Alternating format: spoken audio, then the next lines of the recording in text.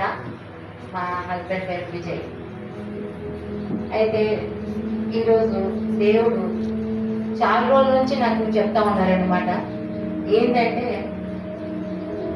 చర్చిలో అందరు రక్షింపబడతారు, కానీ నిలకడగా ఉండలేరు. ఎందుకు? బైబిల్ జ్ఞానం వాళ్ళకి సరిగ్గా ఉండదు కాబట్టి నిలకడగా వాళ్ళు ఉండలేరు. అయితే ఎప్పుడైతే వాళ్ళకి బైబిల్ జ్ఞానం అనేది వస్తుందో వాళ్ళు రక్షింప పొందిన తర్వాత నుంచి కానీ లాస్ట్ వరకు కూడా, చనిపోయే వరకు కూడా దేవుళ్ళు నిలకడగా ఉంటారు. ఎప్పుడైతే మనం దేవుళ్ళు నిలకడగా ఉంటామో అప్పుడే మనం స్వర్గంలో దేవుడితో పాటు మనం ఉంటాం. ఇప్పుడు రక్షణ పొందిన తర్వాత ఒకవేళ మనం సగంలో మారిపోయినాం అనుకోండి, ఏదో పరిస్థితుల వల్ల ఉండొచ్చు, చాలా కారణాలు ఉంటాయి, ఒకటి కాదు, లక్ష కారణాలు ఉంటాయి. మనం తప్పిపోయినాం అనుకోండి, అప్పుడు ఏంటి మన పరిస్థితి? మనం దేవుడితో ఉండగలుగుతామా? ఉండలేం. మనం దేవుడితో ఉండాలంటే మనకేం అవసరం? బైబిల్ జ్ఞానం, వాక్యం అవసరం. ఎందుకంటే దేవుడు మొదటి నుంచి కూడా వాక్యం ద్వారానే మనతో మాట్లాడాడు. పాత గ్రంథంలో మనం చూస్తాము, కొత్త గ్రంథంలో కూడా మనం యేసు ప్రభు వారు వచ్చిన తర్వాత కూడా ఆయన ఏం చేశారు? వాక్యం చెప్పారు, అవునా? వాక్యం బోధించిన తర్వాత వాళ్ళకి జ్ఞానం ఇచ్చారు, వాక్యం ద్వారానే జ్ఞానం ఇచ్చారు. అలా మనం అనుకుంటాము ఇది మనం చదివితేనే వస్తుంది, మనం ఏదైనా ఎడ్యుకేటెడ్ అంటే మనం ఏదైనా బాగా చదువుకొని ఉన్న వాళ్ళ అయితేనే మనకి జ్ఞానం అనేది వస్తుంది అంటే కాదండి. ఇది ఉచిత జ్ఞానం, దేవుడు ఇచ్చిన ఉచిత జ్ఞానం మీ రక్షణ కోసం. ఆ కాలంలో ఎవరైనా చదువుకొని ఉన్నారా? ఆడవాళ్ళు స్పెషల్గా ఎవరైనా చదువుకొని ఉన్నారా? లేదు కదా. అయినా వాళ్ళు ఏం చేశారు? ప్రభుని వెంబడించారు, అవునా? ప్రభుని వెంబడించినప్పుడు, వాక్యాలు చెప్పినప్పుడు వాళ్ళు ఏం చేశారు? గ్రహించారు. గ్రహించి ఏం చేశారు? దాన్ని ఫాలో అయ్యారు, అవునా? దాని మీద నడుచుకున్నారు వాళ్ళు. అప్పుడే దేవుడితో వాళ్ళు కొనసాగగలిగారు, అవునా? కాబట్టి ఈరోజు మనం బైబిల్ గురించి, బైబిల్ వాక్యం ఎందుకు మనకు అవసరం అనే విషయం గురించి మనం కొన్ని విషయాలని తెలుసుకుందామండి. ఇది స్టార్ట్ చేసే ముందు నేను ఒక చిన్న సాక్ష్యం చెప్పాలనుకుంటున్నాను. యాక్చువల్గా నేను హిందూ కుటుంబం నుంచి ఉన్నానండి. హిందూ కుటుంబం నుంచి వచ్చాను. సార్ వాళ్ళు మాత్రం క్రైస్తవులే. మాది లవ్ మ్యారేజ్. హిందూ కుటుంబం నుంచి వచ్చిన తర్వాత నేను బాగా పూజలు చేశాను. పెళ్లి అయిన తర్వాత కూడా పూజలు చేశాను, బాగా పూజలు చేశాను. అలా అని మా వారు నన్ను ఎప్పుడు కూడా బాధ పెట్టలేదు, నువ్వు ఇలా కన్వర్ట్ కావాలి అని ఎప్పుడు కూడా నాకు ఫోర్స్ చేయలేదు. కానీ ఎప్పుడు దేవుడి దగ్గర ప్రార్థన చేసేవాళ్ళు, నా మనసు మారాలి, నా మనసు మారాలి, నేను కూడా రక్షణ మార్గంలో రావాలి, దేవుడిని నేను తెలుసుకోవాలి, ఈ విషయంలో ప్రార్థన చేసేవాళ్ళు. అయితే ఒక 4 years, 4 సంవత్సరాలు నేను పూజలే చేస్తా ఉన్నాను. తర్వాత ఒక పరిస్థితి ఎట్లా వచ్చిందంటే నేను దేవుడిని నమ్మాను. ఆ పరిస్థితి వల్ల నేను దేవుడిని నమ్మాను. నమ్మిన తర్వాత అయిపోయిందా? కాలేదు. నమ్మిన తర్వాత ఏమైంది? ఇంకా పరిస్థితులు దిగజారినాయి, ఇంకా సమస్యలు వచ్చాయి, ఇంకా వచ్చే సమస్యలు. ఏం చేయాలి ఇప్పుడు? ఇప్పుడు నేను అటు లేను, నా ఇటు లేను, 2 పడవలో కాలు పెడితే ఏమైతుంది? మనం మునిగిపోతాం. ఏం చేయాలి? నాకు తోసలేదు. అప్పుడు కొన్ని సంవత్సరాల తర్వాతనే మాకు యాక్సిడెంట్ అయింది అనమాట. ఇదే రంగీల దాబా ఎదురుగానే మా బండి మీద యాక్సిడెంట్ అయితే దేవుడు చాలా అద్భుతంగా కాపాడాడు. ఆ రోజు కూడా ఒక 10 minutes వరకు ఇటు నుంచి వాహనాలు రావడం ఆగిపోయినాయి. లేదా కంటిన్యూస్ గా నైట్ టైంలో ఇటు నుంచి బస్సెస్ వస్తాయి, లారీస్ వస్తాయి, ఇటు నుంచి వస్తాయి. మధ్యలో యాక్సిడెంట్ అయింది. 10 నిమిషాలండి, 10 నిమిషాలు వాహనాలన్నీ ఆగిపోయినాయి, ఎటు ఆగిపోయినాయి. ఆగిపోయి ఇక పరిస్థితి, స్కూల్లో మేము దేవరకొండలో కృష్ణవేణి టాలెంట్ స్కూల్లో 13 సంవత్సరాలు ఉద్యోగం చేసామండి. ఇక్కడే ఉండేవాళ్ళం దేవరకొండలో. అయితే ఏం చేయాలి ఇప్పుడు? అప్పుడు పరిస్థితులు మళ్ళీ ఇంకా పాడైపోయినాయి, చాలా ఖరాబ్ అయిపోయినాయి పరిస్థితులు. ఏం చేయాలి? ఏం తోచలేదు. అప్పుడు మా పాస్టర్ గారు నాకు ఒక మాట చెప్పారు. అప్పుడు దాకా నేను బైబిల్ రీడింగ్ అనేది ఎప్పుడు చేయలేదు. జస్ట్ నేను చర్చ్కి వచ్చేదాన్ని, వాక్యం వినేదాన్ని, అంతే, విని వదిలేసేదాన్ని. ఆ రోజు నాకు ఏంది అన్నయ్య ఈ పరిస్థితి ఏంది నాది, పాస్టర్ గారిని అన్నయ్య అని పిలిచేది. ఏంది పాస్టర్ ఈ పరిస్థితి ఏంటి, నా పరిస్థితి ఏంటి, నేను ఇటు లేను ఇప్పుడు ఇటు లేను, ఏం చేయాలి నాన్న? ఏం చేయకూడదు, నువ్వు బైబిల్ తీసుకో, చదువు, బైబిల్ వాక్యం చదువు, దేవుడే నీతో మాట్లాడతాడని నాకు ఆయన చెప్పారు. సరే అన్నయ్య మాట ఎందుకు కాదన్నానని నేను ఆ రోజు నుంచి ఇంకా ఎట్లనో బెటర్స్ మీద ఉన్నా. కాలుకి దెబ్బ తగిలింది, స్కూల్ కి కూడా వెళ్తలేను, ఏప్రిల్ మాసం అది. సరే అని బైబిల్ అధ్యయనం అనేది మొదలు పెట్టాను. అద్భుతంగా అండి, ఈ రోజు నేను 19 సార్లు నేను బైబిల్ అధ్యయనం చేశాను. దేవుడు ఎంత గొప్పగా నాతో మాట్లాడాడంటే అలా అన్ని సమస్యలకి పరిష్కారం అనేది నాకు చూపించేశాడు. ఒకటే మాట అన్నాడు, నేను నీకు తోడుగా ఉన్నాను. దాని అర్థం ఏంటిది ఇప్పుడు అంటే, దేవుడు తోడుగా ఉంటే ఏంటిది ఇప్పుడు మనం అర్థం ఇక్కడ ఏం చేసుకోవాలి అంటే, దేవుడు ఎప్పుడైతే మనల్ని బలపరుస్తున్నాడో, మన తోడుగా ఉంటాడో, అప్పుడు మనకి బలం వస్తుంది, ఆలోచన వస్తుంది, ప్రతి ఒక్క సమస్యతో పోరాడే ఒక శక్తి వస్తుంది అన్నమాట మనకి. అర్థమైందా? అందుకు వాక్యం అనేది చాలా ఇంపార్టెంట్ అన్నమాట. దేవుడు ఎలా మాట్లాడతాడు? డైరెక్ట్ మాట్లాడతాడు, వాక్యం ద్వారా మనల్ని బలపరుస్తాడు. ఎప్పుడైతే మన పరిస్థితిలో దిగజారి పరిస్థితిలో ఉంటాం, అప్పుడు దేవుడు మనతో మాట్లాడి మనల్ని ఏం చేస్తాడంటే బలపరుస్తాడు. ఆ సమస్యతో పోరాడడానికి శక్తిని ఇస్తాడు. అది ఎట్లా అవుతుంది? బైబిల్ వాక్యం ద్వారా సాధ్యం. అది ప్రతి ఒక్క వాక్యం దేవుడు మన పట్ల కలిగిన ప్రణాళికకి ఒక నిదర్శన. మనం ఎలా ఉండాలి, మనం దేవుళ్ళు ఏం చేయాలి, ఎలా ఎదగాలి, మన జీవితాలను ఎలా సార్థకం చేసుకోవాలి అనేది ప్రతిదీ బైబిల్ వాక్యంలోనే ఉంది. ఇక పక్క నుంచి మనం ఏం చూడాల్సిన అవసరం మనకి లేదండి. ఆ రీతిగా నన్ను బలపరిచాడు. ఈ రోజు నేను ఇక్కడ నిలబడ్డాను. ఈ మాట అసలు నాకు ఇంత తెలివి కూడా లేదండి, నిజంగా చెప్పాలంటే. మాట్లాడడానికి భయం, నాకు తెలివి లేదు. నేను ఒకటే అడిగేదాన్ని దేవుడు. ఇప్పుడైతే నేను బైబిల్ చదువుతా ఉన్నాను, అలా సోల్మన్కి ఇచ్చిన జ్ఞానాన్ని ఎప్పుడు అడిగేది, ప్రభువా నాకు సోల్మన్కి ఇచ్చిన జ్ఞానంతో నింపు ప్రభువా, ప్రభువా నాకు సోల్మన్కి ఇచ్చిన జ్ఞానంతో నన్ను నింపు ప్రభువా అని. దేవుడు నన్ను ఎప్పుడు నింపేశాడనేది కూడా నాకు తెలియదు, కానీ అంత జ్ఞానం వచ్చింది. ఆ జ్ఞానంతో నేను ఏం చేశాను, చదివాను. మామూలు స్టడీస్ చదివితే మన జీవితం మనం కొనసాగించుకోవచ్చు, ఎక్కువ చదువుకుంటే మనం ఎక్కువ ఉద్యోగాలు చేసుకోవచ్చు, సంపాదించుకోవచ్చు. కానీ నేనేం నేర్చుకున్నాను? బైబిల్ స్టడీ నేర్చుకున్నాను.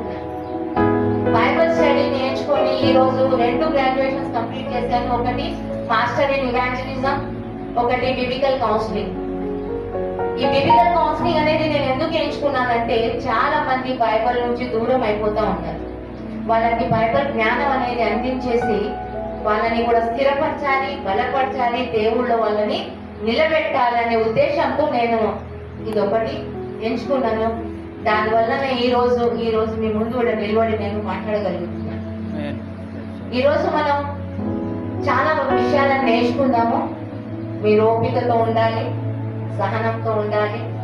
దేవుడు మిమ్మల్ని చాలా మంచి జ్ఞానంతో ఈ మాటలు వినేటట్టు మీ హృదయాలని తెరవాలి. కొంచెం తెలుగు అటు ఇటు అయినా ఏమనుకోవద్దు ప్లీజ్. నా మాతృభాష హిందీ, నేను చదువుకున్నది ఇంగ్లీష్ మీడియం. అయినా నేను తెలుగులో దేవుడు నాకు ఆధిక్యతనిచ్చాడు. నేను 7 భాషలలో మాట్లాడగలుగుతాను. దేవుడు అంతటి కృపని నా మీద ఉంచాడు. సరే, అందరు కళ్ళు మూసుకున్నైతే చిన్న ప్రార్థన చేద్దాం. పరిశుద్ధుడా, తండ్రి పాదాలకు వందనాలు, స్తుతులు, స్తోత్రాలు తెలియబడుకుంటున్నాం ప్రభు నాయన. గత రాత్రికాల సమయంలో ప్రభు నాయన మమ్మల్ని కాచి కాపాడి మరి ఈ సమయంలో ప్రభు నాయన వేసా మరి సన్నిధిలో ఏకీభవించడానికి మమ్మల్ని నువ్వు ఇచ్చిన ఈ కృపని బట్టి నీకు ధన్యవాదాలు. సజీవ లెక్కల్లో మమ్మల్ని ఉంచినందుకు నీకు ధన్యవాదాలు, స్తుతులు, స్తోత్రాలు తెలియబడుకుంటున్నాం ప్రభు నాయన. దేవా, మరి ఈ రోజు విత్తబడే విత్తనం ప్రభు నాయన యేసయ్యా, మరి నీ కృప ప్రభు యేసయ్యా. దేవా, మరి నీ బిడ్డలతో నువ్వు ఏం మాట్లాడాలనుకుంటున్నావు ప్రభు నాయన? నోరు నాది ప్రభు, కానీ ఆలోచన నీది యేసయ్యా.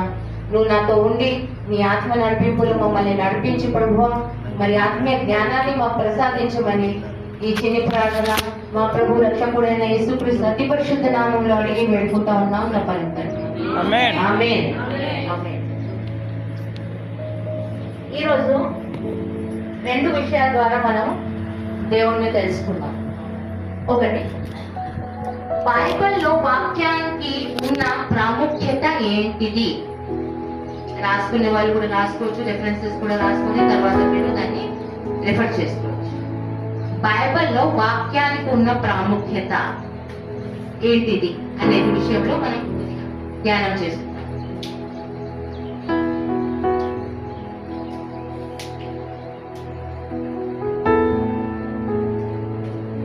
బైబిల్ చదవడం అనేది చాలా చాలా చాలా ఇంపార్టెంట్. దేవుడికి మనం దగ్గరలో ఉండాలి అంటే వాక్యం చదవాలి. మన ఏ పనిలో అయినా మనకి ఒక అవగాహన కావాలి, లేదా మనకి వే చూపించాలి, ఒక మార్గం అనేది మనకి తెలియాలంటే మనకి బైబిల్ జ్ఞానం అనేది చాలా అవసరం అన్నమాట. ఎప్పుడైతే మనం బైబిల్ జ్ఞానంతో పనిచేస్తామో మన సొంత జ్ఞానం మనకు ఉంటది, కాదని కాదు. దేవుడు మనకి పుట్టించాడు, మన జ్ఞానాన్ని ఇచ్చాడు, మనకి అన్ని పనులు చేయడానికి మనకి ఆ సమర్థతని ఇచ్చాడు. కానీ ఎప్పుడైతే మనం రక్షణ పొందుతామో దాని తర్వాత నుంచి మనం ఎప్పుడు కూడా దేవుడి మీద ఆధారపడి ఉండాలి. దేవుడి మీద ఆధారపడి మనం చేసే ప్రతి ఒక్క పనిలో దేవుణ్ణి అడగాలి. ఇప్పుడు నన్ను ఏం చేయమంటావు, నేను ఎలా చేయాలి, ఇది ఒక పని చేయాలనుకుంటున్నాను, దాన్ని ఎలా చేయాలి నేను అనేది మన సొంత జ్ఞానం వాడితే ఎక్కడో ఒక చోట ఆగిపోతుంది. అలా మనకి నష్టం కలగవచ్చు, కష్టం కలగవచ్చు. కానీ ఎప్పుడైతే మనం దేవుడు వాక్యానుసారంగా దేవుడి జ్ఞానంతో మనం ముందుకు సాగిపోతామో అప్పుడు మనకి ఎప్పుడు కూడా నష్టం అనేది కలగదు. ఎందుకంటే దేవుడు ఏం చేస్తాడంటే అది మన కోసం మంచిదైతేనే మనకి ఇస్తాడు. ఒకవేళ మనం అడిగింది మనకి కరెక్ట్ కాదనుకోండి, మనకి మంచిది కాదది, దానివల్ల మనం ఏదైనా కోల్పోవాల్సి వస్తుందో లేదంటే మనకి ఏదైనా ప్రాబ్లమ్స్ వస్తాయని అనుకుంటే మాత్రం దేవుడు అది మనకు ఖచ్చితంగా ఇయ్యడండి, ఖచ్చితంగా ఇయ్యడు. మనం ఏమనుకుంటాము, ఇప్పుడు మనకు వాక్య జ్ఞానం లేదు కాబట్టి మనం ఏమనుకుంటాము, నేను ఎన్నిసార్లు ప్రార్థన చేస్తా ఉన్నా, కంటిన్యూగా పొద్దు మాకు ప్రార్థన చేస్తా ఉన్నా, ఉపవాస ప్రార్థన చేస్తా ఉన్నా, కన్నీర ప్రార్థన చేస్తా ఉన్నా, దేవుడు చెప్పిందే కదా ఇవన్నీ, కన్నీర ప్రార్థన చేయాలి, ఉపవాస ప్రార్థన చేయాలి, అన్ని ప్రార్థనలు దేవుడు నేర్పించిందే మనకి. మనం ఏమనుకుంటాం, మేము అన్ని తీర్ల ప్రార్థన చేస్తున్నాము, మేము ఎందుకు సక్సెస్ కాలేకపోతున్నాం, మా మార్గం ఎందుకు సరళం అయితే లేదు అనేది మనం అనుకొని ఏం చేస్తామంటే, ఓహో అన్ని దేవుడు లెక్క ఇది కూడా మనకి ఏం ఉపయోగకరం కాదు, ఇంక మనం ఏం చేయాలి, ఇలా అయితే వచ్చేసినాం, ఇంక ఏం చేయాలి ఇప్పుడు అని ఒక సందిగ్ధంలో పడిపోతాం అన్నమాట మనం. అప్పుడు దేవుడి వాక్యం అనేది మనకి నడిపిస్తుంది అన్నమాట. దేవుడి వాక్యం చదివి ఎప్పుడైతే మనం ప్రార్థన చేసి, ప్రభువా నేను ఇది అనుకుంటున్నాను, ఈ రోజు ఈ పని చేద్దామని నేను అనుకుంటున్నాను, అది ఎంతవరకు కరెక్ట్, అది నేను చేయాలా వద్దా, అది నా కోసం మంచిదా కాదా, ఇవన్నీ విషయాలు మనము ప్రేయర్ లో కనిపెట్టుకోవాలి. ప్రార్థన చేసి ఇవన్నీ విషయాలు ఫస్ట్ మనం కనిపెట్టుకోవాలి. అసలు మనం చేసే పని కరెక్టా కాదా. చాలా ఆలోచనలు వస్తాయి, మైండ్ మనకి ఇచ్చాడు కదా దేవుడు, మనకు చాలా ఆలోచనలు వస్తాయి, ఎన్నో ఆలోచనలు వస్తాయి. కానీ అవి అన్ని కరెక్ట్ అని మనకి ఎట్లా తెలుస్తుంది? ఎవరైనా చెప్పాలి, ఎవరైనా మనకు మార్గదర్శనం అనేది చూపించాలి. అప్పుడు మనము ఒక సాటి మనిషితో మార్గదర్శనం తీసుకునే బదులు దేవుళ్ళ మార్గదర్శనం తీసుకుంటే నష్టం ఏంటిది? మనకు దేవుడు అనేది మనకి మత్తయి సువార్తలో ఒక వాక్యం ఉంది, పిల్లలు తండ్రి దగ్గర ఆహారం అడిగితే, చేపను అడిగితే పామిస్తాడా? ఇయ్యడు కదా. అప్పుడు మనము మేము ఈ పని చేయాలనుకుంటున్నాం, అది మనకి మంచిదా కాదా అని అడిగితే మనకి మంచి మార్గదర్శనం ఇస్తాడా ఇయ్యడా? అది ఎలా తెలుస్తుంది? మనకి వాక్యం ద్వారా తెలుస్తుంది. అది ఎలా తెలుస్తుంది? వాక్యం ద్వారా మనకి తెలియపరుస్తాడు. లేదంటే ఆయన సేవించే పాస్టర్ల ద్వారా ఉండొచ్చు, దేవుళ్ళు ఎదిగిన కొంతమంది ఉంటారు, వాళ్ళ ద్వారా ఉండొచ్చు మనకి అవన్నీ విషయాలని. ఒకవేళ వాక్యం ద్వారా మీకు అర్థం కాలేదనుకోండి, అప్పుడు మనకి ఇట్లాంటి వ్యక్తుల ద్వారా మనకి ఆ విషయాన్ని తెలియపరుస్తాడు అనమాట ప్రభు. దానికి కూడా ఇంపార్టెంట్ ఏంటిది, ఇప్పుడు వాక్యం చదవడం అనేది ఇంపార్టెంట్. సరే, ఇక్కడ మీరు ఇంకొక మాట నేను ఇక్కడ చెప్తాను. మాకు మేడం గారు, మాకు మరి చదువు రాదండి, మరి మా పరిస్థితి ఏంది? చదువు వచ్చిన వాళ్ళైతే సరే, ఓకే, వాళ్ళు చదివి నేర్చుకుంటారు. మాకు చదువు రాదు, ఏంటి పరిస్థితి? అప్పుడు మనం ఒకటే మాట గుర్తు పెట్టుకోవాలి. ఎప్పుడైతే ప్రభు వారు వచ్చారో, యేసు ప్రభు వారు, ఎవరికి చదువు లేదండి, ఎవరికి చదువు లేదు. కానీ వాళ్ళు రక్షింపబడ్డారు, వాళ్ళు మంచి కార్యాలు చేశారా లేదా? అలా స్పెషల్ గా ఆడవాళ్ళని దేవుడు ఎంచుకున్నాడా లేదా ఆయన సువార్త కోసం? కానీ ఫస్ట్ ఆఫ్ ఆల్ దేవుడు ఎప్పుడైతే సమాధులకించి లేచారో, అప్పుడు ఫస్ట్ ఎవరు వెళ్ళారు అక్కడికి? ఎవరు చూశారు? స్త్రీలే కదా. దేవుడు ఎంత ఆధిక్యత ఇచ్చాడు స్త్రీలకి?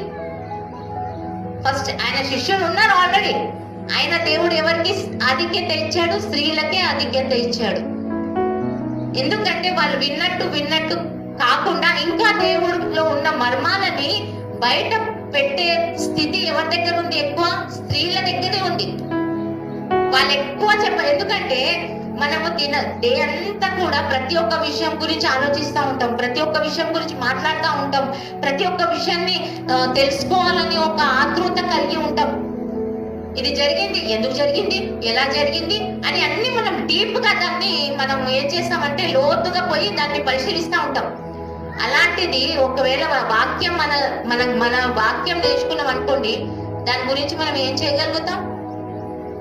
ఒక భూకంపం లాగానే వచ్చేస్తుంది ఇక. ఎందుకంటే మనం లోతుగా దాని మర్మాలను తెలుసుకోగలుగుతాం, లోతుగా దాన్ని మనం చెప్పగలుగుతాం, లోతుగా దాన్ని పరిశీలించగలుగుతాం. అంటే ప్రతిదీ మనం చేసే పని ఏంటిది? డీప్ గా చేయడం, లోతుగా చేయడం. ప్రభువారు కోరేది కూడా అదే, ప్రభువారు కోరేది కూడా అదే అన్నమాట. వాక్యాన్ని మనం ధ్యానించడం అనేది ఇక్కడ కూడా ఇంపార్టెంట్ విషయం. ఏం తెలుస్తుంది మనకి? వాక్యం ద్వారా మనం చాలా చేయగలుగుతాం, వాక్యంలో మనం చాలా ఎదగాలి. ఈ విషయాలు మనకి తెలుస్తుంది. దీనికి కూడా మనం ఎప్పుడు కూడా ఒకవేళ లేదు ఇప్పుడు నేను ఇది చెయ్యలేను అంటే చేయలేమండి, ఏది కూడా చేయలేము. వంట స్మాల్ ఒక చిన్న ఎగ్జాంపుల్ ఏంటిదంటే, ఒక వంట ఒక కొత్త కూర నేర్చుకోవాలి మనం. నేను చేయలేను అంటే మనం చేయలేము, ఎప్పటికీ కూడా చేయలేము. లేదు నేను నేర్చుకుంటానంటే మనం ఏం చేస్తాం? దాని గురించి యూట్యూబ్ చూస్తాం, ఎవరినైనా అడుగుతాము, ఇది ఎట్లా చేయాలి, తెలిసిన వాళ్ళ దగ్గర మనం అడుగుతాము. లేదంటే ఏం చేస్తాం? యూట్యూబ్ ని చూసి ఏం చేస్తాం? నేర్చుకుంటాం, ప్రిపేర్ చేస్తాం, ఆడ పెట్టేస్తాం. మన దగ్గర ఎంత ధైర్యం ఉంది, ఎంత జ్ఞానం ఉంది? చెప్పండి. ఎంత ధైర్యం ఉంది, ఎంత జ్ఞానం ఉంది? చాలా ఉంది. అలానే వాక్యం కూడా నేర్చుకోవాలంటే అది మనం అనుకుంటే మనం చేయొచ్చు, మనం అనుకోకపోతే మనం ఏం చేయలేమండి. మనం అనుకోవాలి ఫస్ట్. లేదు, దేవుళ్ళు నేను రక్షణ పొందిన తర్వాత దేవుడు గురించి నేను తెలుసుకోవాలి. దేవుడు గురించి నేను తెలుసుకోవాలంటే ఏం చేయాలి? దేవుడు వాక్యాన్ని నేను తెలుసుకోవాలి. ఎందుకంటే దేవుడే వాక్యమే ఉన్నాడు. ఆదిలో ఏముంది? వాక్యం ఉంది, వాక్యమే దేవుడై ఉన్నాడు. యోహాను 1:1 అవునా? అయితే మనం ఏం చేయాలి? వాక్యాన్ని తెలుసుకోనికి ప్రయత్నం చేయాలి, వాక్యం ధ్యానం చేయాలి. అలా అని మరి మీరు మామూలుగా దాన్ని నేను ఏదో ఒక పుస్తకంలో నేను చదువుకుంటా పోతాను అంటే కూడా కుదరదు. ప్రతి ఒక్క వాక్యంలో ఒక మర్మం ఉంటుంది. అది మనకి ఎక్కడ తెలుస్తుంది? ప్రతి ఆదివారం మనం సంఘానికి వచ్చినప్పుడు పాస్టర్ గారు మనకి బోధించే వాక్యంలో మనకి దాని మర్మాలు అనేది తెలుస్తాయి.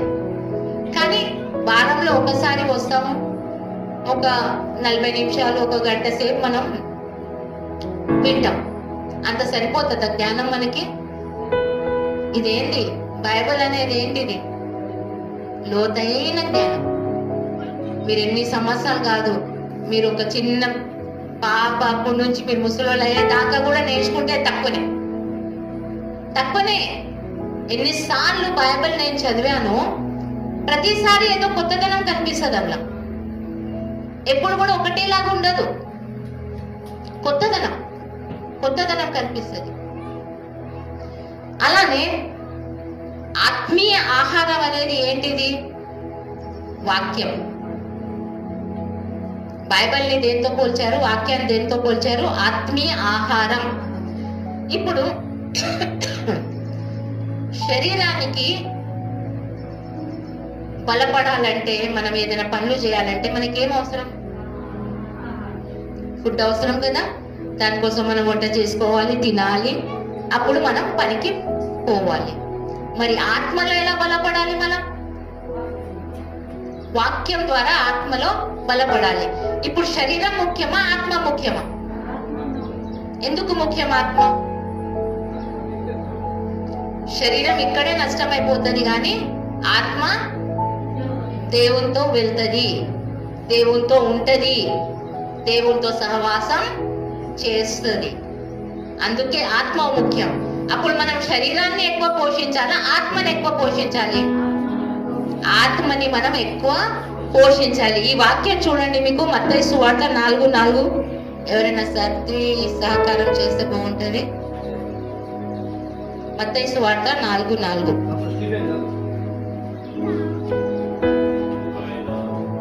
అందుకు ఆయన, మనుషుడు రొట్టె వలన మాత్రమే కాదు గాని దేవుడి నోట నుండి వచ్చు ప్రతి మాట వలనను జీవించును అని రాయబడి ఉన్నది. ప్రభు కూడా ఏం ఫాలో అయ్యారు? ఎప్పుడైతే ప్రభుకి బాప్తిజం తీసుకున్నారు, దాని తర్వాత 40 రోజులు ప్రార్థన చేసిన తర్వాత సాతానుడు ఏం చేశాడు? ప్రభువుని కూడా పరీక్షించాడు. అవునా? నీ దగ్గర శక్తి ఉంటే, నువ్వు దేవుడు కుమారుడు అయితే నువ్వు ఈ రాళ్ళని రొట్టెలు చేయమన్నాడు. అప్పుడు దేవుడు ఏమంటాడు? మనిషి రొట్టె వలన కాదు గాని దేవుని నోటి వచ్చిన మాట వలన జీవిస్తాడు అన్నాడు. అంటే ఆత్మలో మనం జీవించాలంటే ఆత్మీయ ఆహారం మనకి ఎంత అవసరం? ఇంకొక స్మాల్ ఎగ్జాంపుల్ అంటే, చిన్న పిల్లలు పుట్టిన పిల్లలు వాళ్ళు ఏం చేస్తారు? ఏం తాగుతారు? పాలు తాగుతారు. మనం ఇప్పుడు దేవుళ్ళో పుట్టినాం. రక్షణ పొందడం అంటే ఏంటి? దేవుళ్ళో మనం పుట్టినాం. అప్పుడు మనం ఏం చేయాలి? బాలుడు పాలు తాగి పెరుగుతాడు. మనం ఏం చేయాలి? వాక్యం ద్వారా మనము మనల్ని పోషించుకోవాలి.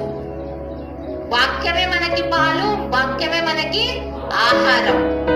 దానివల్లనే మనం పోషింపబడతాం, ఎదుగుదల అనేది పొందుతాం, బలం అనేది పొందుతాం. దేవుళ్ళో సహవాసం చేయాలి. ముఖ్యమైన విషయం ఏంటిదంటే దేవుడితో సహవాసం చేయాలి. సహవాసం ఎక్కడ కుదురుతుంది? ఎప్పుడైతే 2-3 కూడి దేవుడి నామానికి ప్రార్థన చేస్తారో, లేదా సంఘానికి వచ్చి ప్రార్థన ఎందుకు చేస్తాం? మనం అందరు కూడి ఎందుకు చేస్తాం? సరే, ఒకళ్ళు ఒక గంట కోసం వచ్చి, ఒకళ్ళు ఇంకొక హాఫ్ అన్ అవర్ కోసం వచ్చి ప్రార్థన చేసి వెళ్ళిపోవచ్చు కదా. ఎందుకు మనం సంఘంగా కూడతాము? దేవుళ్ళో బలపడాలంటే మనం సంఘంగా కూడుకోవాలి. సంఘంగా అందరు కలిసి ప్రార్థన చేయాలి. సంఘంగా అందరు కలిసి వాక్యాన్ని వినాలి. సంఘంగా మనం ఎప్పుడైతే కూడుతామో అక్కడ ఎవరు ఉంటారు? ప్రభువారు స్వయంగా అక్కడ ఉంటారు, మనల్ని బలపరుస్తారన్నమాట. బలం అనేది మనకు చాలా అవసరం. ఏ పని చేయాలన్నా మనకు బలం అవసరం. తిండి తింటే మనం శరీరంగా బలపడతాం, కానీ వాక్యం వింటా ఉంటే మనం ఆత్మీయంగా బలపడతాం. దీంట్లో కూడా కొంతమంది ఏం చేస్తారంటే, ఇక్కడ వాక్యం వింటారు, మళ్ళీ ఆ గడప అటు దాటంగానే తప్పుగా అనుకోవద్దు ఎవరు కూడా. ఎందుకంటే దేవుళ్ళు మాట్లాడే వాళ్ళు ఎప్పుడు కూడా స్ట్రైట్ ఫార్వర్డ్ గా మాట్లాడాలి. ఏమి దాపెట్టుకొని మీకోసం మాట్లాడుతున్నట్టు కాదు, దేవుడి కోసం మాట్లాడుతున్నాం కాబట్టి నేను ఈ మాట చెప్తున్నా. ఇక్కడ నుంచి ఆ గడప అట్లా జస్ట్ అట్లా కాలట్టు పెట్టగానే ఇక్కడిక్కడే అక్కడే. అవునా? అది కరెక్టా? రాంగా? రాంగ్ కదా. మనం ఎప్పుడు కూడా 24 గంటలు 24 అవర్స్ మనకి దేవుడు ఇచ్చాడు ఒక రోజు. రేపు మనం ఉంటామో ఎవరికి తెలియదు, మనకి కూడా తెలియదు మనం ఉంటామో ఉండము. ఈ రోజు పడుకుంటే రేపు పొద్దుగా లేస్తాం అనేది కూడా మనకి తెలియదు. కానీ ఈ రోజు మనం సజీవ లెక్కల్లో ఉండి ఇక్కడ కూర్చొని మనం దేవుడి వాక్యం వింటున్నామంటే అది ఏంటి? దేవుడు కృప. ఏంటిది? అది దేవుడు ఒక కృప మన మీద ఉంది కాబట్టి మనము ఈ రోజు సజీవ లెక్కల్లో ఉండి వాక్యాన్ని వింటున్నాం. ఈ రోజు దేవుడు మీ కోసం తెచ్చిన వాక్యం ఏంటిదంటే మీరు వాక్యంలో బలపడాలి. ఈ విషయాన్నే దేవుడు మీతో చెప్పాలనుకుంటున్నాడు. మీ ఆత్మలు బలపడాలి. మీరు నశింపకూడదు, మీరు నశించకూడదు. రక్షణలో వచ్చారంటే మీరు చివరి వరకు కూడా మీరు నిలకడగా దేవుళ్ళో ఉండాలి. మీ ఆత్మ అనేది దేవుడితోనే వెళ్ళాలి, కానీ ఎక్కడ కూడా వెళ్ళనికి వీలు లేదు. మన కోసం హెవెన్ ఉంది కానీ హెల్ కాదు. స్వర్గమే మన కోసం ఉంది. నరకంలో మనకి ఎటువంటి ప్రవేశం లేదు, మనకు అవసరం కూడా లేదు. మనం ఎందుకు రక్షణ పొందామంటే దేవుడు మీరంతలో మీరు వచ్చి రక్షణ పొందింది కాదు.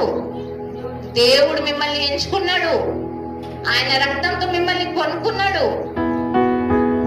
అప్పుడు మనం ఎలా ఉండాలి? దేవుడి కోసం బ్రతకాల, మన కోసం బ్రతకాల. అందరంట. ఇప్పుడు ఇంకొక విషయం కూడా తెలుసుకోవాలి. ఎవరి రక్షణ వాళ్ళకే. మీ రక్షణ మీకే, మీ పిల్లల రక్షణ మీ పిల్లలకే, మీ భర్త రక్షణ మీ భర్తకే.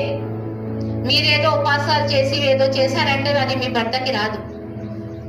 మీ భర్త గారు మీకోసం చేశారంటే అది ఆ పుణ్యం అనేది మీకు రాదు. నేను నా పని చేస్తూనే ఉంటా, నేను వంట అన్ని నేను చదువుకుంటా, ఇక మా ఆయన ప్రార్థన చేస్తున్నాడు కదా నాకు కూడా వస్తుందంటే అది రాదు. అనుకోవద్దు కూడా. ఎవరి రక్షణ వాళ్ళకే, ఎవరి ఎదుగుదల వాళ్ళకే. ఇప్పుడు మీరు వాక్యం నేర్చుకున్నారంటే మీరు ప్రభుతో ఉంటారు, మీ వారు కాదు, మీ పిల్లలు కాదు, మీరే ఉంటారు. కాబట్టి ఎవరిది వాళ్ళు నేర్చుకోవడం, బలపడడం, దేవుళ్ళు నడవడం అనేది మనం నేర్చుకోవాలి. ఇంకో విషయం ఇక్కడ చూడండి.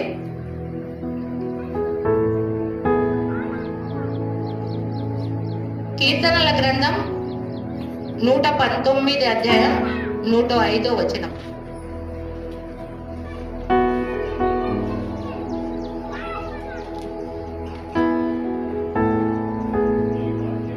నీ వాక్యము నా పాదములకు దీపమును, నా త్రోవకు వెలుగునై ఉన్నది. దేవుడు ఏం చెప్పాడు? నా వాక్యము నీ పాదంకి దీపంగా ఉంది, నీ త్రోవకి వెలుగు ఉంది. అంటే నీ పడిపోయిన జీవితానికి దేవుడు ఏం చేస్తున్నాడు? వెలుగుని చూపిస్తున్నాడు. మనం పడిపోయిన వాళ్ళమే, మనం ఎవరము కూడా మంచోళ్ళం కాదు. దేవుడి దృష్టిలో మంచోళ్ళం కాదు, ఎవరి దృష్టిలో కూడా మనకి ఏ మంచితనం లేదు. దేవుడితో సహవాసం చేసే మంచితనం మనలో లేదు. అయినా కూడా మనకి రక్షణను ఇచ్చి ఆయన ఏమంటున్నాడు? నా వాక్యము నీ పాదములకు దీపమాయను. అంటే అయినా కూడా రండి నా పిల్లలుగా నేను మిమ్మల్ని ఎంచుకున్నప్పుడు మీ ఏ పరిస్థితిలో మీరున్నా కూడా నేను దీపంలో ఎప్పుడు కూడా మీకు తోడు నీడగా ఉండి మిమ్మల్ని నడిపిస్తాను అంటున్నాడు. అప్పుడు మనం ఆయన మార్గంలో నడుస్తామా, మన ఇష్టం ఉన్న మార్గంలో నడుస్తామా? ఆయన మార్గంలో నడుస్తేనే మనం బాగుపడతాం. మన ఇష్టం ఉన్న మార్గంలో పోతే ఎప్పుడు కూడా పడిపోయిన జీవితమే, పడిపోతాం. ఇంకా లేవం. ఎందుకంటే రక్షణ పొందిన తర్వాత మనం 100% మనం ప్రభువుని ఫాలో కావాల్సిందే, గాని మన సొంత ఆలోచనలు గాని సొంత తెలివి గాని వాడడానికి లేదు. ఎందుకంటే మనం ఎప్పుడైతే ప్రభువులో రక్షింపబడిన తర్వాత సొంత తెలివి వాడతామో, సొంత ఆలోచనల మీద నడుస్తామో మన జీవితాలు పడిపోతాయి. మళ్ళీ మనం లేవలేము దాని నుంచి. మనతో పాటు మనం ఏం చేస్తున్నాము? మనం పడిపోవడం కాకుండా మనతో పాటు ఉన్న వాళ్ళని కూడా పడేస్తున్నాం. ఇప్పుడు ఇంట్లో పెద్దవాళ్ళు పిల్లలకి మాదిరిగా ఉంటారు, అవునా? తల్లి తండ్రి పిల్లలకి ఏముంటారు? మాదిరిగా ఉంటారు. తల్లి తండ్రి తప్పు చేశారంటే పిల్లలు తప్పు చేస్తారా లేదా? వాళ్ళు ఎట్లా చేస్తే పిల్లలు అదే ప్రవర్తనలో పోతారు కదా. అప్పుడు మనం ఏం చేసినాం? మనతో పాటు మన జనరేషన్ ని కూడా మనం పాపంలో పడేసినాం, వాళ్ళకి ఎదగకుండా చేసేసినాం. అది ఎవరి వల్ల అయింది? మీ వల్లనే అయింది, తల్లిదండ్రి వల్లనే అయింది. కాబట్టి మనం ఎప్పుడైతే స్టెబుల్ గా స్థిరంగా ఉంటామో అప్పుడు మన పిల్లలు కూడా స్థిరంగా ఉంటారు, మనల్ని పోలి నడుస్తారు. వాళ్ళు మా డాడీ రోజు లేస్తాడు, వాక్యం చదువుతాడు, ప్రార్థన చేస్తాడు, అప్పుడే ఆయన ఇంటి బయట పోతాడు, లేదా భోజనం చేస్తాడో టిఫిన్ చేస్తాడు అని బాబు చిన్నప్పటి నుంచి చూశాడు అనుకోండి, వాడు కూడా ఏం చేస్తాడు? పొద్దుగాలే లేస్తాడు, ప్రార్థన చేస్తాడు మోకరించి. వాడికి రానియండి రాకి పోనియండి, కానీ తండ్రిని చూసి ఫాలో అయిపోతాడు. అప్పుడు రక్షింపబడతాడా లేదా? రక్షింపబడతాడు. అంటే మనతో పాటు ఇంకా అట్లానే మన పక్క వాళ్ళు ఈ పక్క వాళ్ళు ఉన్నారనుకోండి. ఇప్పుడు మనం క్రైస్తవ జీవితంలో ఉన్నాం, మనం రక్షణ పొంది ఉన్నాం.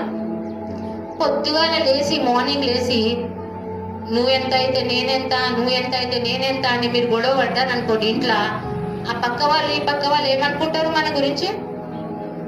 వీళ్ళు క్రైస్తవులేనా? వీళ్ళు అసలు క్రైస్తవులేనా? వీళ్ళు దేవుడు వాక్యం చదివే వాళ్ళేనా? వీళ్ళు దేవుడు సజీవుడు అని అంటారు కదా, మరి ఆ దేవుడు పోలిక ఎట్లా ఉంది? వీళ్ళేం చేస్తున్నారు? మీ వల్ల వీళ్ళు కూడా రక్షణ మాకొద్దు ఈ క్రైస్తవత్వం బాబు, మేము రామిల్లా అనేసి మీ వల్ల ఇక్కడ ఏం జరిగింది? వచ్చిన రక్షణకి వచ్చే వాళ్ళు కూడా మీ ప్రవర్తన వల్ల ఏమైంది? పక్కకు వెళ్ళిపోయారు. మీ ప్రవర్తన ఎట్లా కలిగి ఉండాలి? ప్రభులాగా ఉండాలి. గుట్టు సప్పుడు బయటికి పోవద్దు, గొడవ పడవద్దు. ఒకరు కోపమైనా ఒకరు శాంతంగా ఉండాలి. ఇప్పుడు భర్త కోపం అయితే భార్య శాంతంగా ఉండాలి, భార్య కోపం అయితే భర్త శాంతంగా ఉండాలి. మీరిద్దరు అలా ప్రవర్తిస్తే మీ పిల్లలు కూడా అలానే ప్రవర్తిస్తారు. అప్పుడు మీరు పక్క వాళ్ళకి మాదిరికరంగా ఉంటారు. మీ పిల్లలకైతే ఉంటారు, కానీ చుట్టుపక్కల వాళ్ళకు కూడా ఈ కుటుంబం అంటే ఇట్లా చేయాలి, వాళ్ళు 2 చేతులు జోడించి మిమ్మల్ని నమస్కరించాలి. అది ఎప్పుడు జరుగుతుంది? వాక్యంలో మీరు బలపడితే, దేవుడు వాక్యంలో మీరు నడుచుకుంటే, దేవుడు మీ పాదాలకి దీపాలని పెట్టి మిమ్మల్ని ఆ మాదిరికరంగా చేసేస్తాడు. ఎప్పుడైతే మీరు దేవుడిని మాదిరికరంగా తీసుకుంటారో మీరు ఒకరికి మాదిరికరంగా జీవిస్తారన్నమాట. ఇది వాక్యంలో ఉన్న మహిమ, వాక్యానికి ఉన్న బలము, వాక్యానికి ఉన్న శక్తి. ఓకే, నెక్స్ట్ చూడండి. ఇక్కడ మనం ఎప్పుడు కూడా ప్రభుకి మాదిరికరంగా ఉండాలి. ఇప్పుడు చెప్పాను కదా, అప్పుడే మన వేరే వాళ్ళు కూడా మనకి మాదిరికరంగా తీసుకుంటారన్నమాట. క్రైస్తవ జీవితంలో ముఖ్యంగా జరగాల్సిన ఈ విషయాలు ఎప్పుడు కూడా మనం ప్రభువుకి మాదిరికరంగా ఉండాలి, వాళ్ళు మనకి మాదిరికరంగా తీసుకోవాలి.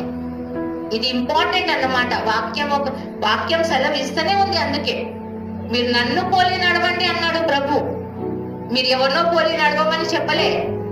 నన్ను పోలి అంటే నేను ఎలా ఉన్నాను, నేను ఎన్నిసార్లు క్షమించాను, నేను ఎన్నిసార్లు ఎంత శాంతంగా స్వభావంతో ఉన్నాను. ప్రభు వారు ఎప్పుడైనా ఎవరితో గొడవపడేది చూసారా? ఆయన ఎంత శాంతమూర్తి. ఎప్పుడైనా ఎవరినైనా క్షమించలేదు అనేది మీరు విన్నారా? 7 సార్లు కాదు, 70 సార్లు కూడా క్షమించమన్నాడు. చేస్తారు. మనము రక్షణ మార్గంలో ఉన్నప్పుడు, మనం దేవుళ్ళో ఉన్నప్పుడు చాలా సమస్యలు వస్తాయండి. ఊపుకేనే ఇట్లా కూర్చొని ఉంటాం ఇంట్లో, ఎవరో ఒకరు వచ్చి గొడవపడతారు. కానీ అప్పుడు మీ పద్ధతి ఏంటి? ఎట్లా ఉండాలి? మీరు ప్రశాంతంగా ఉండి, సరే అండి, తప్పు కాకుండా కూడా సరే అండి, తప్పు అయింది, క్షమించండి అని అనాలి. అది మనం అనగలుగుతామా? అనగలగకపోతే ఎలా? మన పరిస్థితి ఏంటి? మీరు దేవుడితో ఉంటారని ఎట్లా అనుకుంటారు? ఎప్పుడైతే మీరు క్షమించలేరు, ఎప్పుడైతే మీరు దేవుడు ఎలా మనకు చెప్పారో అలా జీవించలేనప్పుడు మీరు దేవుడితో సహవాసం ఎలా ఉంటారు? అది చెప్పండి నాకు. ఉండలేదు, అసాధ్యం. కనీసం ప్రయత్నం చేయాలి.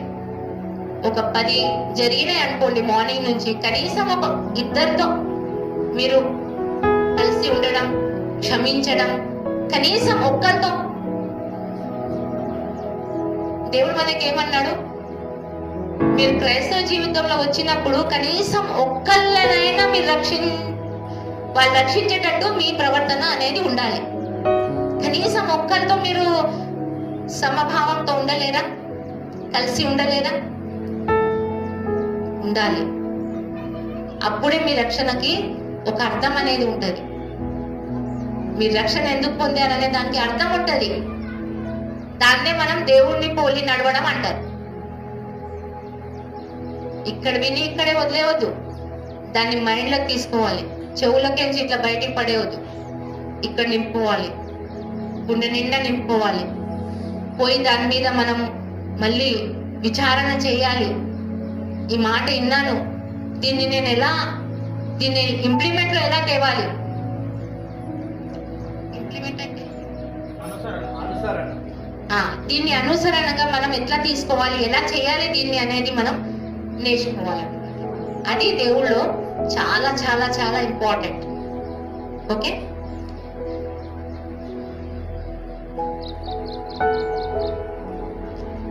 ఇప్పుడు మనం సెకండ్ పాయింట్ తీసుకోబోతున్నాము. అది ఏంటిదంటే ఆత్మీయంగా వాక్యం ద్వారా దేవునిలో ఎలా ఎదగాలి. ఆత్మీయంగా, శరీరంగా కాదు. శరీరం మనకు అవసరం లేదు. శరీరం మట్టి, అది ఇక్కడే కలిసిపోతుంది. ఎందుకంటే ఆదిలో మీకు తెలుసు కదా, ప్రభువు వారు మనుషులను ఎట్లా తయారు చేశారు? మట్టితో తయారు చేశారు. ఆ మట్టి అనేది ఇక్కడే ఉండిపోతుంది, ఇక్కడే కలిసిపోతుంది. మట్టి మట్టిలోనే కలిసిపోతుంది. కానీ ఆత్మ ఎవరిది? ఇక్కడ దేవుడు ఏం చేశాడు? ఆయన ఊదాడు, శ్వాసని ఊదాడు, మనలో ఊదాడు. అంటే ఆయన ఆత్మని మనకి ఇచ్చాడు. అప్పుడు ఆత్మ ఎవరితో పోవాలి? దేవుడితో పోవాలి. శరీరం ఎక్కడ పోవాలి? మట్టిలోనే పోవాలి. దానికి ఏం చేయాలి? మనం ఆత్మీయంగా ఎదగాలి. శరీరంగా మనకు అవసరం లేదు. మీరు ఇట్లా ఉన్నా పర్వాలేదు, మీరు ఇట్లా ఉన్నా పర్వాలేదు, మీరు ఇట్లా ఉన్నా పర్వాలేదు, మీకు ఏ రోగం వచ్చినా పర్వాలేదు, ఏం పర్వాలేదు. మీకు ఒక విషయం చెప్పాలా? ఇప్పుడు నేను ఒక చాలా హైపర్ డయాబెటిక్ పేషెంట్. 1000 ఉంటుంది నాకు షుగర్, 1000. High BP 200 దాటుతుంది. గుండెకి స్టంట్ వేశారు, ఇంకా 2 ఉన్నాయి. కానీ దేవుడు ఎలా వాడుకుంటున్నాడు నన్ను? నా జబ్బుని చూసి వాడుకుంటున్నాడా? ఆయనలో ఎదుగుదలని చూసి వాడుకుంటున్నాడా నన్ను? అది మనకి ఏ రోగం ఉన్నా పర్వాలేదు, మీరు కుంటోళ్ళైనా పర్వాలేదు, మీరు గుడ్డోళ్ళైనా పర్వాలేదు, మీరు ఏ రోగంతో గ్రస్తులైనా పర్వాలేదు, మీరు ఎంత బీదోళ్ళైనా పర్వాలేదు, మీరు ఎంత ఆస్తి పరులైనా పర్వాలేదు. దేవుడు ఏం చూస్తాడు? మీ మనసునే చూస్తాడు. మీరు దేవుళ్ళో నిజాయితీగా ఉన్నారా లేదా అని చూస్తాడు. కానీ మీరు కోటీశ్వరులని ఆయన మిమ్మల్ని రక్షించాడు, మీరేదో బీదోళ్ళని మిమ్మల్ని రక్షించాడు, మీరేదో కుంటోళ్ళు గుట్టోళ్ళు అని మీకు స్వర్గం ఇయ్యాలనేసి మిమ్మల్ని రక్షించాడు. ఏం చూస్తాడు దేవుడు ఇక్కడ? మన హృదయాలని చూస్తాడు, మన హృదయాలని చూస్తాడు.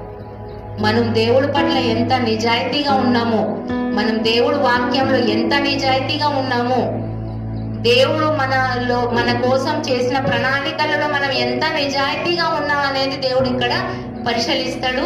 దాన్ని బట్టి మనకి ఎదుగుదలని ఇస్తా ఉంటాడు అన్నమాట. దేవుడు ఒక వాక్యం ఇక్కడ చెప్పాడు, వాళ్ళ శిష్యులకి చెప్పాడు, మీరు సర్వలోకానికి వెళ్ళి ఏం చేయమన్నాడు?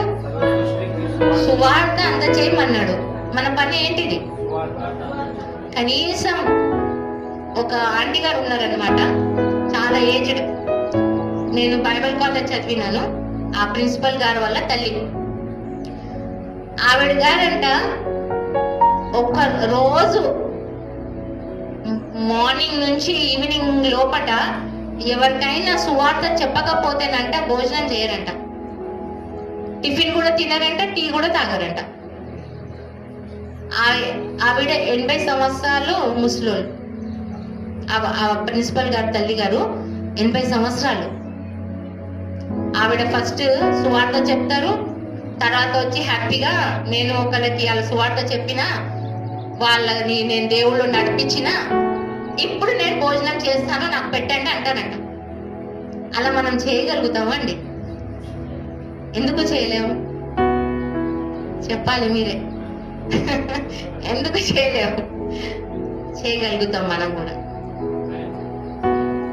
ఆ ముసలావిడ డైలీ ఇదొక పనిగా తీసుకున్నారు.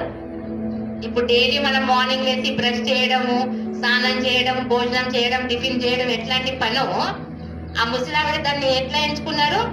ఒకళ్ళకి సువార్త చెప్పాలి అని ఒక పనిగా ఎంచుకున్నారు అన్నమాట.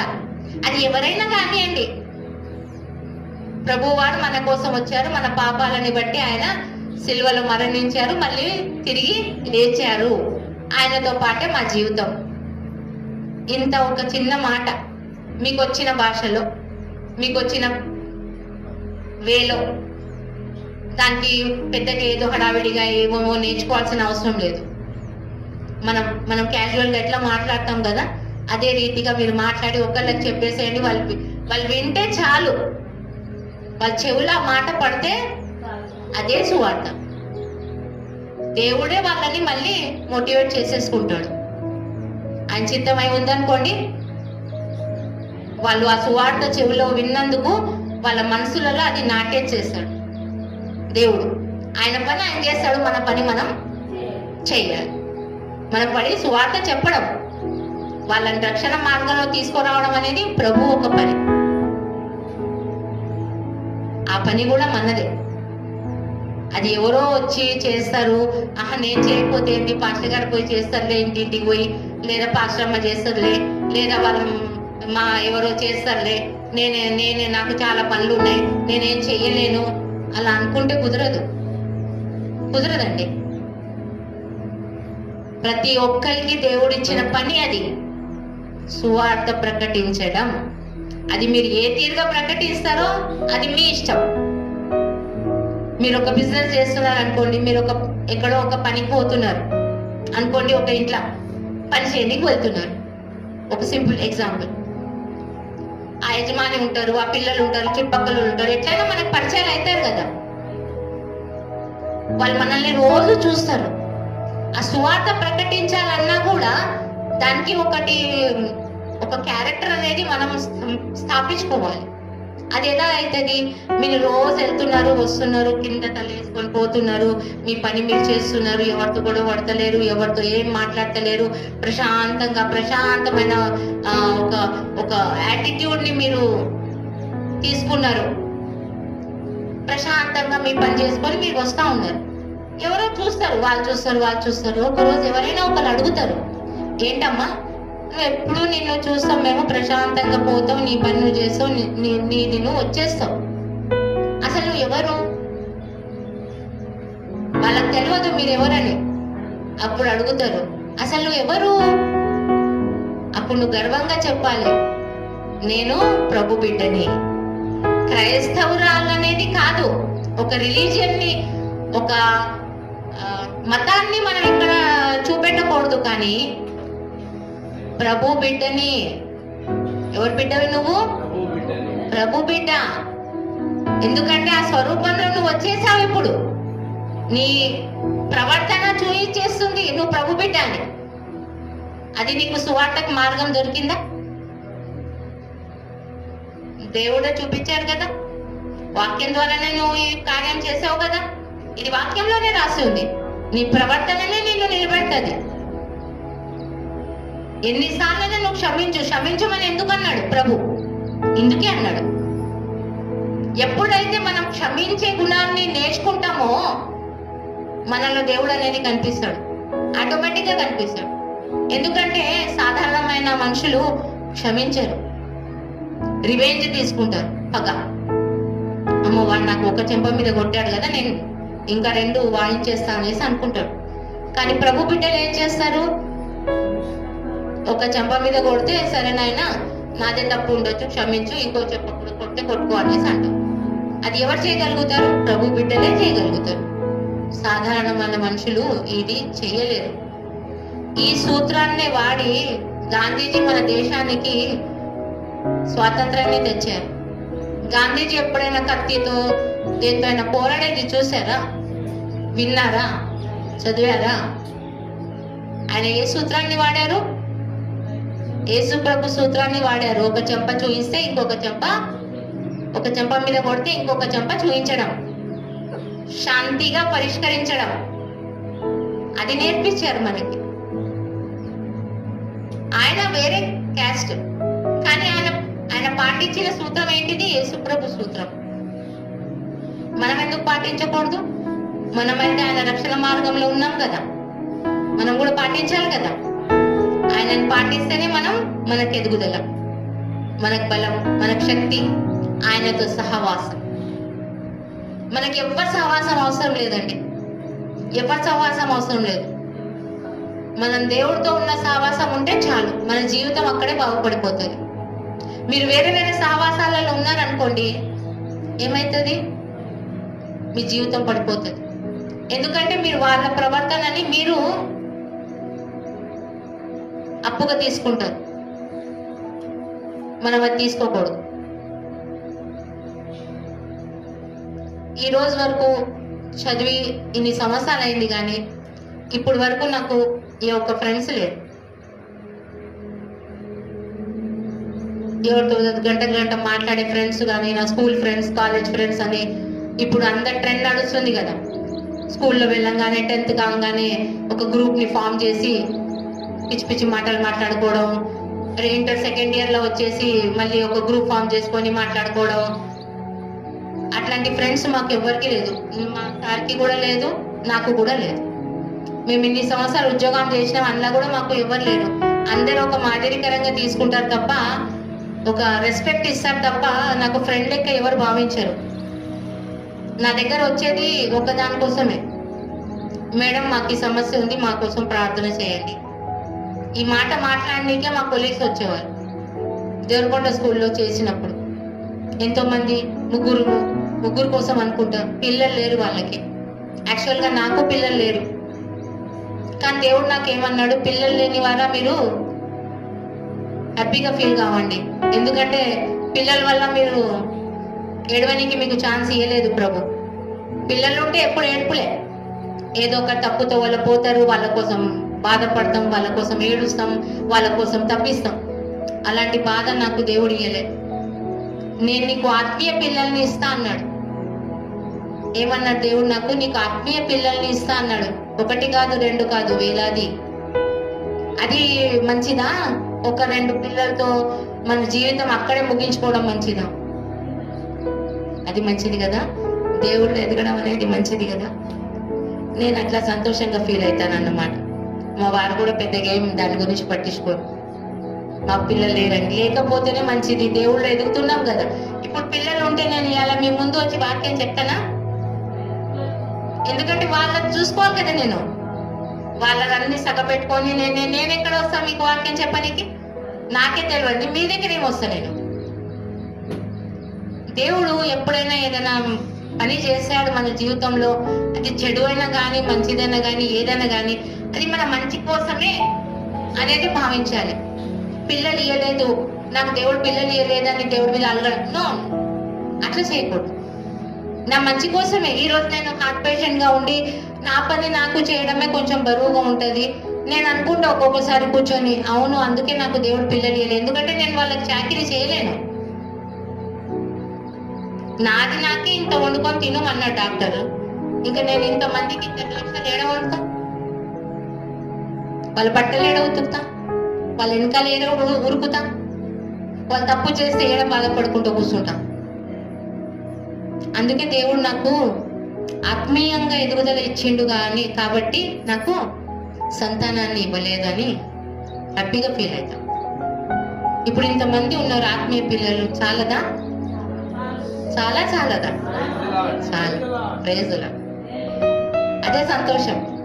వాళ్ళని ఒక మార్గంలో తేవడం, వాక్యం ద్వారా వాళ్ళని ఎదుగుదలని వాళ్ళకి ఇస్తే నాకు అదే కోట్లాది ఆశీర్వాదాలు. అది ఇప్పుడు మీ ఇంతమందిలో కనీసం ఒక్కలైనా వాక్యంలో బలపడ్డారంటే అది ఆశీర్వాదం ఎవరికి పోతుంది? నాకే వస్తుందిగా. వస్తుందా రాదా? మీరు కూడా నన్ను గుర్తు చేసుకుంటారా లేదా చివరి క్షణం వరకు? ఆ మేడం వల్లనే మేము ఇప్పుడు దాకా ఇట్లా ఉన్నాం అనేది ఆశీర్వాదం దేవుడు ఎవరికి ఇస్తాడు? మనకే ఇస్తాడు కదా. అయితే దేవుళ్ళు మనం కార్యం చేయడం అనేది కరెక్టా కాదా? కరెక్టే. వాక్యంలో బలపడడం అనేది కరెక్టా కాదా?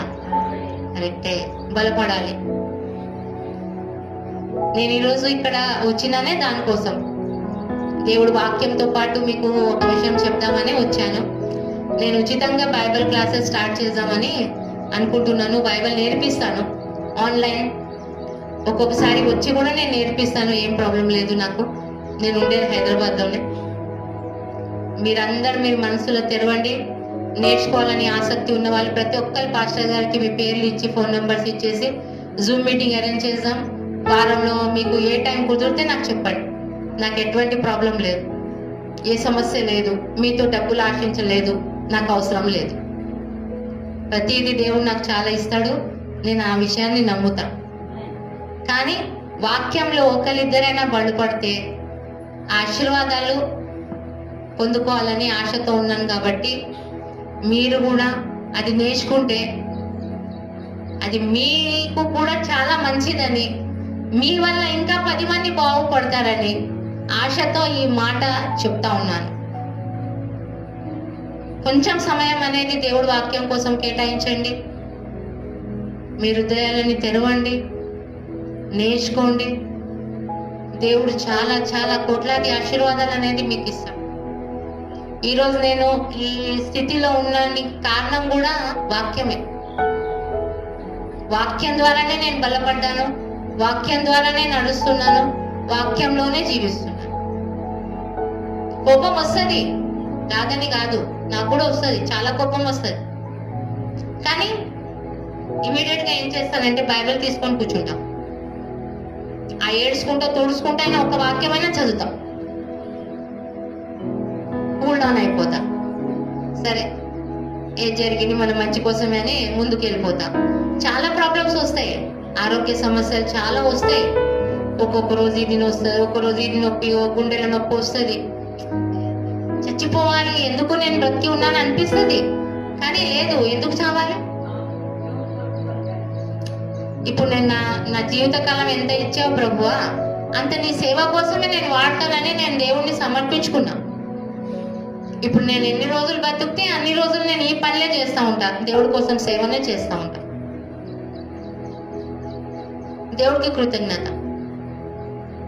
సంపాదించనీకి చాలా చేస్తాం, దేవుడి కోసం చేయనీకి ముందు రావాలి. ఆ మనస్తత్వం అనేది మనలో రావాలి. అది వాక్యం ద్వారానే మనం నేర్చుకోగలుగుతాం.